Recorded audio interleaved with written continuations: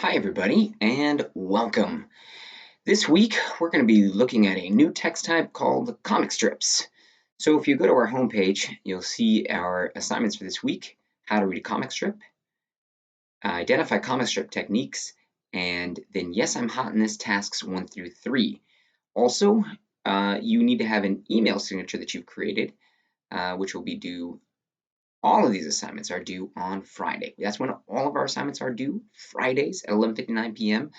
Don't forget, everything is due on Fridays. So let's take a look at our first lesson today, how to read a comic strip. And in this lesson, you're going to learn the terminology of a cartoon strip. You will identify style and technique in cartoon strips as well. And you'll see lots of examples of cartoon strips like this one from Garfield here. There's a little video here on the background of the history of the funnies, so check those out. Now, funnies and comic books are different. Funnies were the place where comic book superheroes originated. However, comic books and graphic novels are a different kind of genre. So what we're focused on here are comic strips. So a comic strip is either a sequential panel, like you see up here with Garfield, a sequence of panels, or a single panel, like you see here with this example from Gary Larson's The Far Side. Now, there are some features of a comic strip that you need to know. I'm going to go through them quickly. First three are panel, frame, and gutter. Let's take a look at those three here at this Garfield strip. The panel is the picture itself. The frame is the line on the outside of the picture. And then the gutter is the space in between the pictures. You'll notice the second panel does not have a frame, although the panel is the same size and shape as the other panels, so our mind kind of interprets that there is a frame here, even though there isn't. The next terms we're going to look at are sound effects and speech bubble and tail. Actually, we're not going to see an example of sound effect. Bleed and sound effect are techniques that are more common in comic books than they are in comic strips.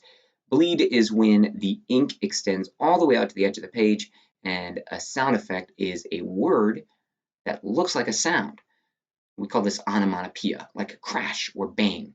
Let's look now at speech bubble and tail. So the speech bubble is what is being said by the characters, and it appears in one of these bubbles right here. When it's cloudy like this, that means that it's a thought. And this tail represents who is having the thought or saying the thought or saying it out loud in dialogue. We're going to look down at another set of examples here. Last thing we're going to look at is foreground and background. Foreground is whatever is in the front. That is the foreground. The background is whatever is behind that. So in this case, the background is very simple. It's just a field of color. Now, if we look down at another example, this is Calvin and Hobbes by Bill Watterson. You're going to notice that in some of these pictures, there is no background whatsoever, but in other panels, there is a very detailed background. So we're going to talk briefly about style.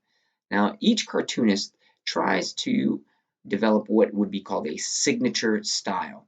And looking here at this example of Garfield through the ages, you can see that when Garfield started off, his style was quite different in 1978.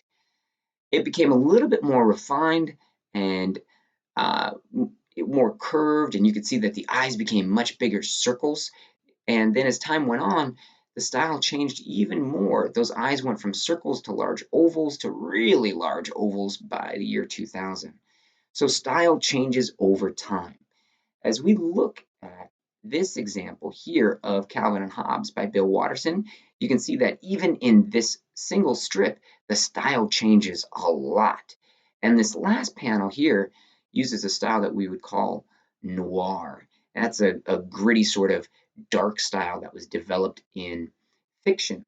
There was crime fiction or hard-boiled fiction that was then captured in movies. It was also appeared in some comic books like The Phantom or The Shadow.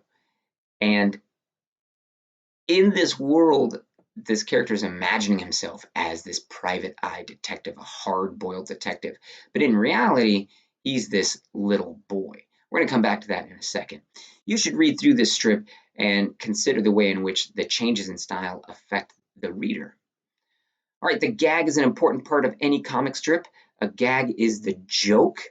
And as we're talking about the joke, we should know and be able to use words like this: visual pun, word pun, slapstick, misunderstanding, incongruity, or inversion. So a visual pun, we'll take a look at some examples here. This is an essay called How to Read Nancy. It is by Mark, I don't want to mispronounce his name. We'll see it here in just a second. Mark Newgarden and Paul Karasik. And in this essay, they're going to take a cartoon called Nancy, created by Ernie Bushmiller, and they're going to break down how humor works in cartoons. And they're also going to break down elements uh, of cartoon strips one by one. So first one we're going to look at here is visual pun. And in this visual pun, Nancy is sitting watching the television. She says, "Some nerve. The Russians are up to their old tricks, swiping our national games." And you can see here we have some visual puns included. Now the hammer and sickle are representative of Russia, but the game that's being played here looks like horseshoes, which is a very American pastime. So that would be a visual pun.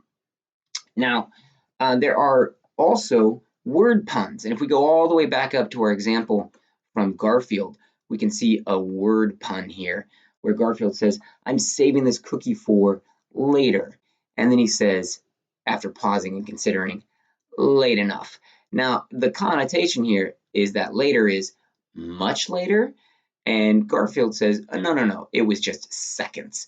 Literally, yes, this is later, but it's not what we think of when we think of later. So that is a pun where he's playing off the connotations of the word later. And as we scroll down, we're going to see some other humor. Slapstick is physical humor, and that Far Side cartoon had some physical humor in it, where we've got the physical humor of the woman who's supposed to be saved by the firemen, and she bounces inadvertently into harm's way again, into another burning building. We also call this irony. This would be situational irony. The firemen were not trying to save her, but the exact opposite happened. Irony is an important part of most comics as well. And as we scroll down, we're going to see some simple examples of misunderstanding. In this case, the workman says, "Is this East 10th Street?" And Nancy says, "No, it's West 10th Street." He yells, "Hey, Joe, hold it," but it's too late.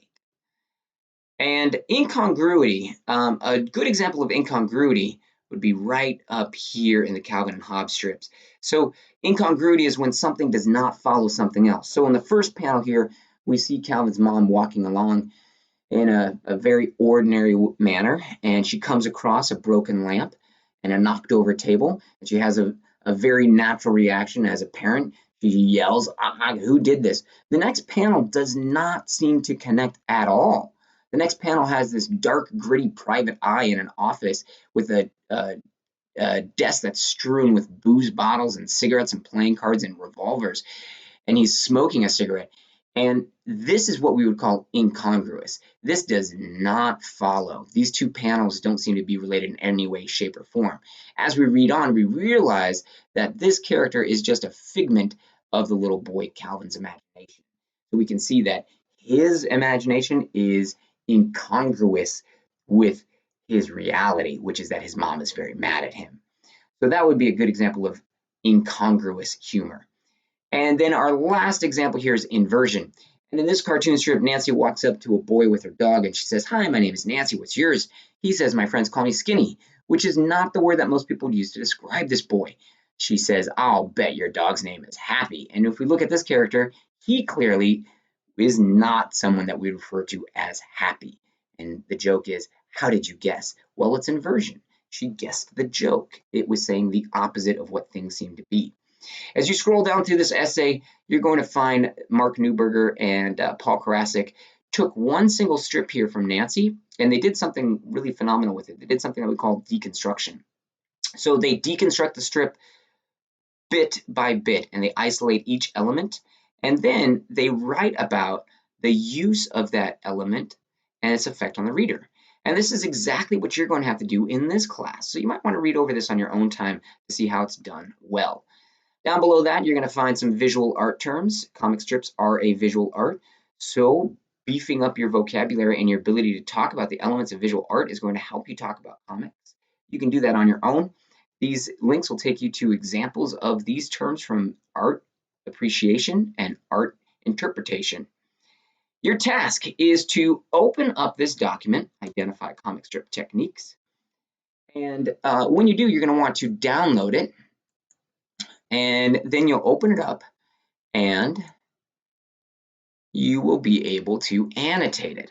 And what I'd like you to do is I want you to find those techniques that are listed on our Canvas site. So I want you to be able to find panel, frame, gutter, sound effects, speech bubble, tail, caption, foreground, background. And in doing so, you should use the draw tool. So the draw tool can be found right up here on the control ribbon. You click on draw, you get all these tools right here. Here's how it works. Let's say you want to identify a panel and you found one. You say, okay, this is a panel. You're going to highlight it. Whoops, I'm not doing a very good job of highlighting here. And then once you've got it highlighted, then you can write in the name. You can insert a text box, or you can try drawing in the name. If you want to draw with your finger, you can. I'm going to try drawing with my mouse, and I'm just going to write in here, panel, and it's going to look terrible because I'm doing it with my mouse. And there we go. And I'm going to draw an arrow to this like so. All right, you should do the same exact thing and then save it. And once it's saved, you are then going to upload it to this assignment right here. Whoops, here it is. Identify comic strip techniques. I'll open that up in a new tab here. And you'll upload your saved Word document here. And in addition to that, there are 3 other questions to answer. So the first question is there a gag? If so, what is the nature of the gag? Second question is, what is the visual style of the cartoon? How does this contribute to the overall tone? And the third question is, choose any technique that the author used and then explain its effect on the reader. Use this set and stem when doing it. In the comic strip, put the title here. The author, use their first name and their last name, uses, name the technique here, whatever technique it is. If you want to talk about a visual technique like frame, you can do that. If you want to talk about a humor technique like inversion, you can do that.